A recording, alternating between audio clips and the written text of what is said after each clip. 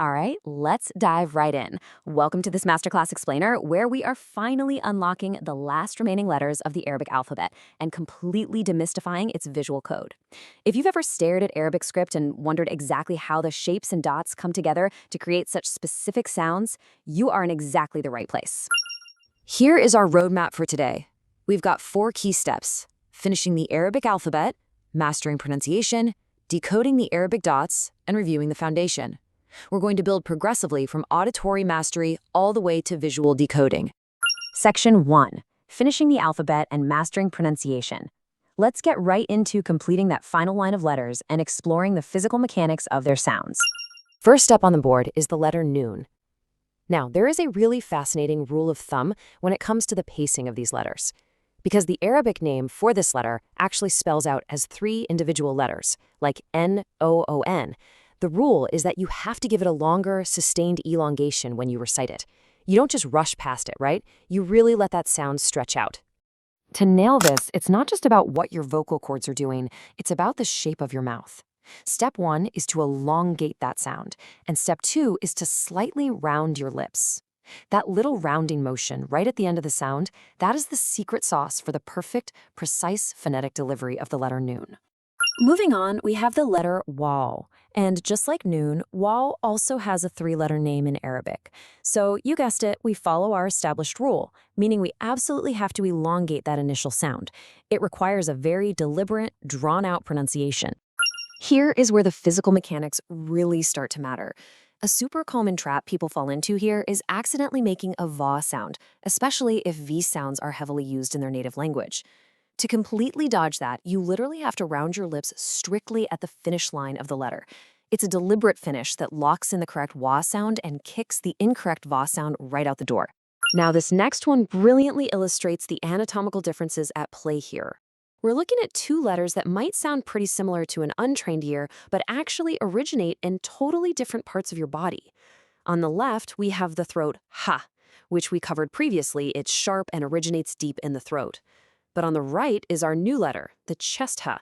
I want you to feel this one coming straight out of your chest. It should feel honestly like a heavy sigh or a deep breath, completely distinct from that sharp throat sound on the left. Okay, so we know 3-letter names get elongated more, and 2-letter names get elongated less. But here's a fun little mechanical puzzle for you.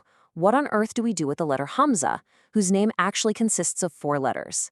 Does it get the most epic, longest stretch of them all? Actually, scratch that. It's a massive exception to the rule.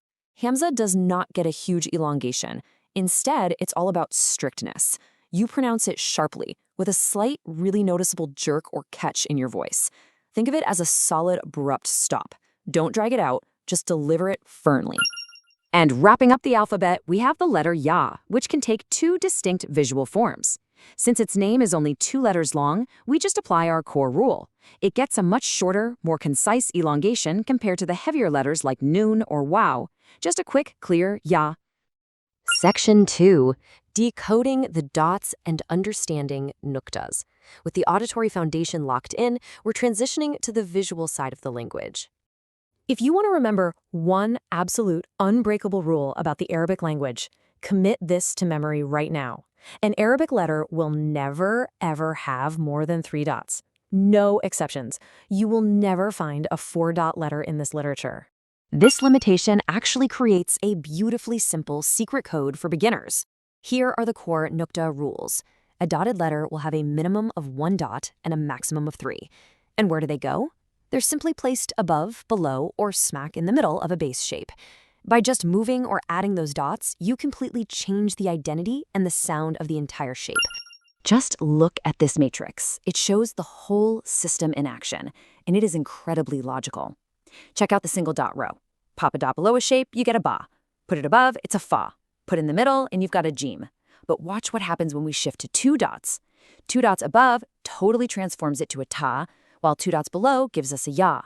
Bump it up to 3 dots, which, by the way, only ever appear above a letter, and you get sounds like sa or sheen.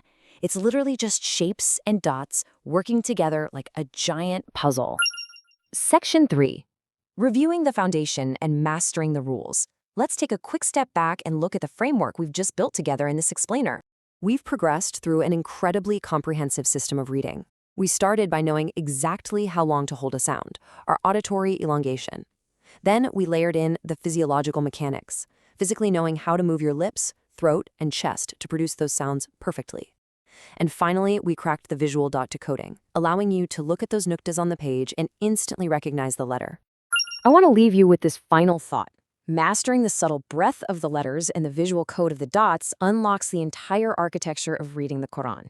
By paying attention to where breath starts, whether it's your throat or your chest, and deciphering that simple 1 to 3 dot code, you have basically conquered the steepest part of the learning curve. So think about it. How is your daily reading going to transform now that you finally hold the structural keys to this beautiful, highly logical system?